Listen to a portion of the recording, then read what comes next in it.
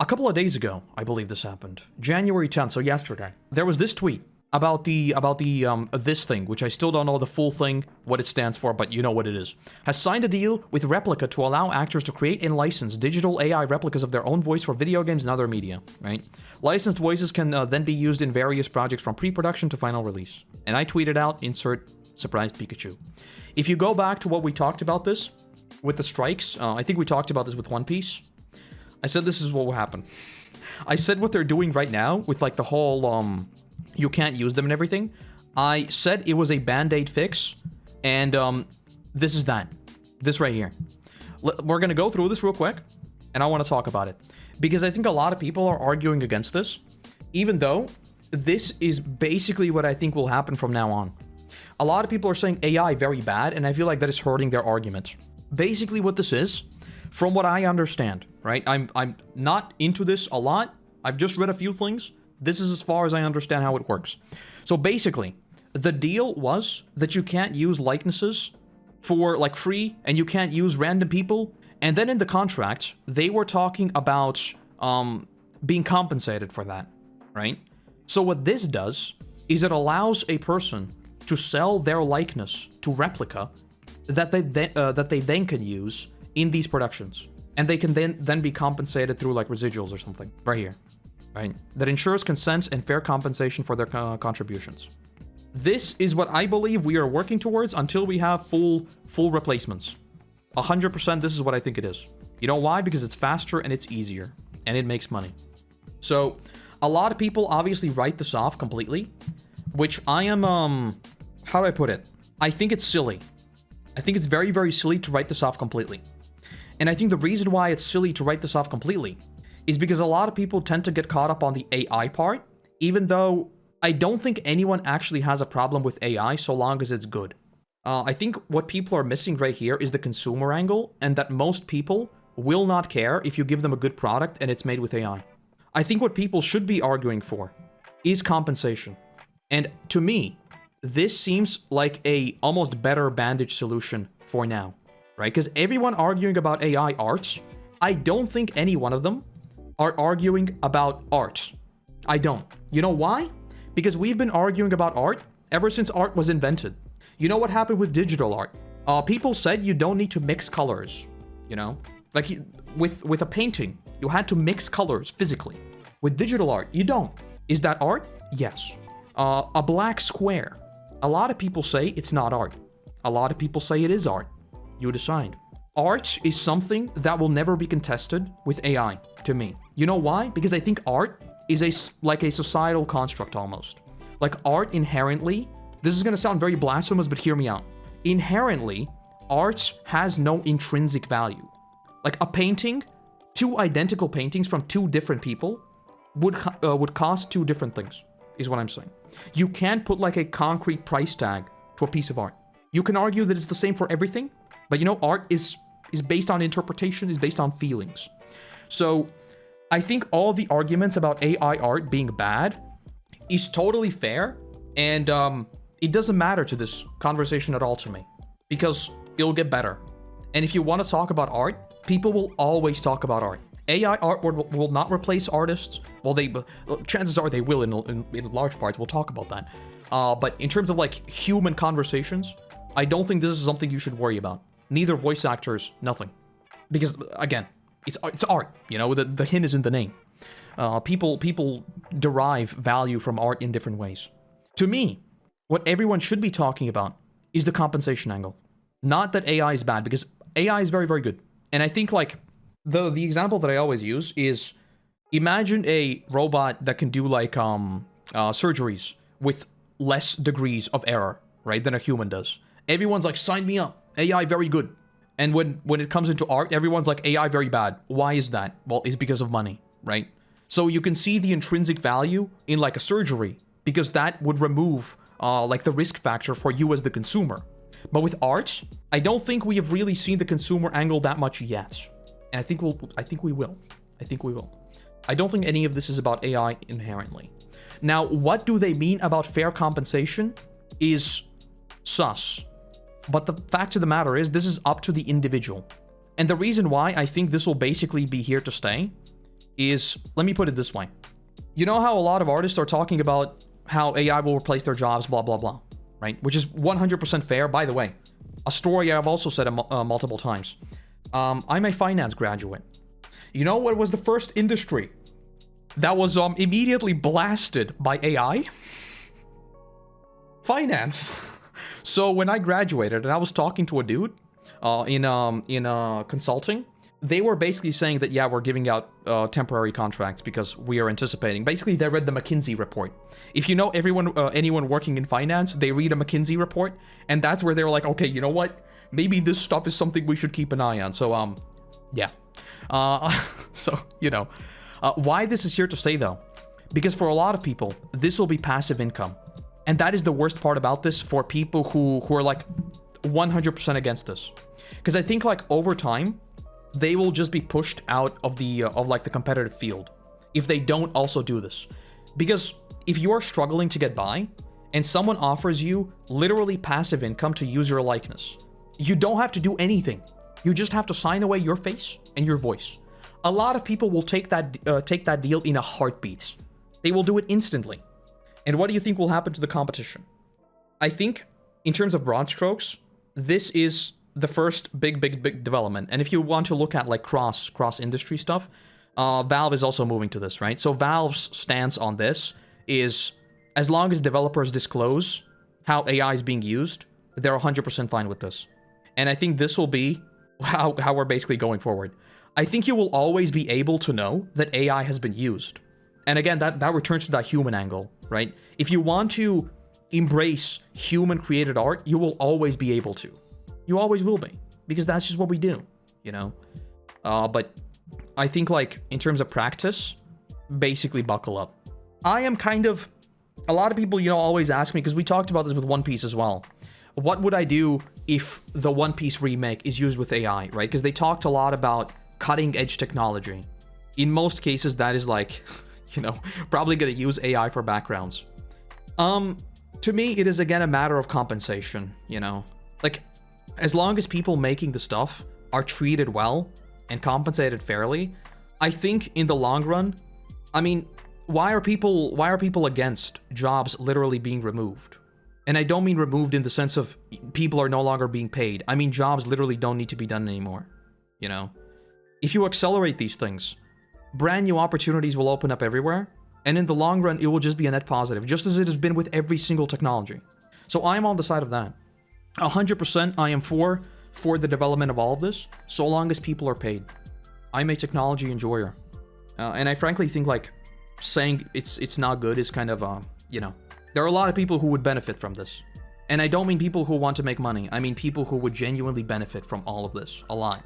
Not in terms of creatively expressing themselves, but in terms of literal basic abilities that this tech that is now being maybe fueled by AI, not AI, but art, in the long run, it'll be like transported into medicine and everything else, right? So I try to look at the big picture of things. It is going to be very bad in the short run, I think. I think it's going to be really, really, really bad. Really bad. It's kind of already happening.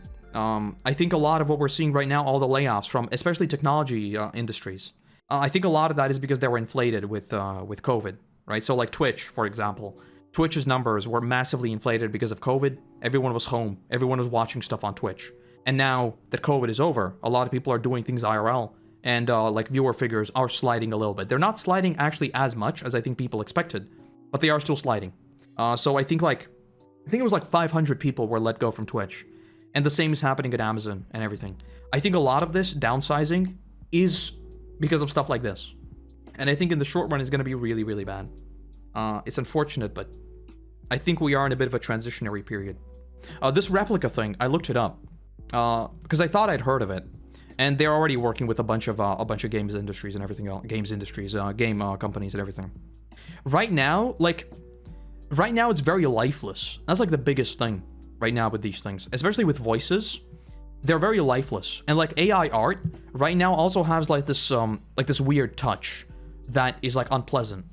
You can usually catch out AI art like right away, right? But I mean, look at how far it's come in the past couple of months alone. People are talking about like how it's going to affect like animation especially, because I think I think it was Stable Diffusion or something. One of these AI thingies was talking about how they're starting to train video models, which will, like, of course, be another massive leap forward, right? It's alarming, but we'll see how it goes. I think there'll be backlash about this, but in terms of a current band-aid fix, to me, from the outside looking in, so long as you can make these license deals, I think this is about as fair as you will be able to get right now. Because, like, specifically for video games, right? I think, like, for shows and everything else, this will be a more touchy subject. But for video games, in CES, NVIDIA is also already showing off, like, their... Like, you can basically talk to NPCs in real time, like, in a game, right? Not talk to them in terms of prompts, but actually talk to them. So for video games, technology like this is kind of a necessity, you know? You need something that can generate any number of voices. So that's, like, the first place where I can actually envision seeing this. Everywhere else, I guess we'll have to wait and see. Animation studios could draw the frames they do now and have AI generate in between frames and save a lot of animators from overwork. Yes. Like, the counter argument to that is that instead of I would say this is a very valid counter argument, right? What probably a lot of people will say, and I think it's entirely fair, is instead of it's going to save people from overworking, companies will just start producing more, right? So they can now do things twice as fast. So instead of doing the same stuff twice as fast and, like, letting people rest, they will start making twice as much stuff. That would be, like, the counter argument to that, and nothing actually changes. But I think that is like a short-term problem, because with stuff like this, like, AI is one of those things that in the long run, it's both a blessing and a curse. I think a lot of this stuff will just be completely, I don't even know how to call it. Just, like, I just don't think a lot of jobs will exist at all. This stuff scares me. It does. As much as I feel like I embrace it, you know, it is scary. Like, even for my own little YouTube channel, you know, I see people working with AI tools already, like, in terms of just speeding up the workflow, right? Like, automatic cuts and everything like that. A lot of that stuff is now done very, very easily with AI engines inbuilt in the actual software, right? I know that, like, Premiere, I think. I don't use Premiere, so I don't know. But I'm pretty sure in Premiere, for example, if you misspeak, you can select, like, a part of the speech where you've misspoken. You can open a transcript, edit the thing, and it will, like, mask your voice over the thing and basically fix you misspeaking. And small things like that speed up the workflow so much that, like, if you don't keep up with all these small things, I think you're really putting yourself at a disadvantage, you know? And, like, where do you draw the line between speeding things up and this? And I think that's, like, the thing we'll be debating for a very, very long time. I hope, like, this isn't shut down entirely, because I think, like, whichever country shuts this down entirely is shooting themselves in the foot. I think AI is one of those things you can't put back in the box. We just need to figure out the rights and the licensing and payments and everything like that. In the short run, that's going to be the biggest thing to me. A very dicey subject. I know there's, like, the big lawsuit against OpenAI as well. They'll be curious to see how that turns out. I think that'll be, like, a huge precedent setter. Not exactly new since it happens every other day, but one of the OpenAI guys admitted publicly again that they were using licensed material for AI training. Oh yeah, I know. I mean, I think, like, admitting that is, like, the most moot point I've heard in my entire life. Like, you don't say. And that's what I mean, right? I think, like, the precedent it sets is going to be the biggest thing. Because, I mean, one argument that people like to use a lot, I feel like is, like, a fundamental misunderstanding of what AI will be eventually, is that AI currently just spits out stuff that it knows. And the argument people use for training the data is like, well, in order to make it better, we need to give it everything like humanity knows, you know? Like, we need to feed it literally everything we know with the hopes of pushing it forward, right? There's a whole consciousness argument and everything like that. But I think it's kind of silly, because that's what people do. There's a whole philosophical experiment about this. If you put a person in a cave and only allow them to see, like, the shadows of people, I'm butchering this entirely because I don't remember it off the top of my head. But, like, if you put a person in a cave and only allow them to see the shadows of everything, just, like, passing by, their world would be those shadows. Like, I feel like people put too much stock in what a person is. 90% of what we do is rehashing things we've heard, we've seen, we've done, we know. And it's only those last 10% that we're missing.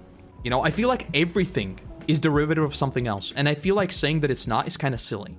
And that's what I mean by, like, where do you draw the line with all of this licensing, with this plagiarism stuff, and with trading data?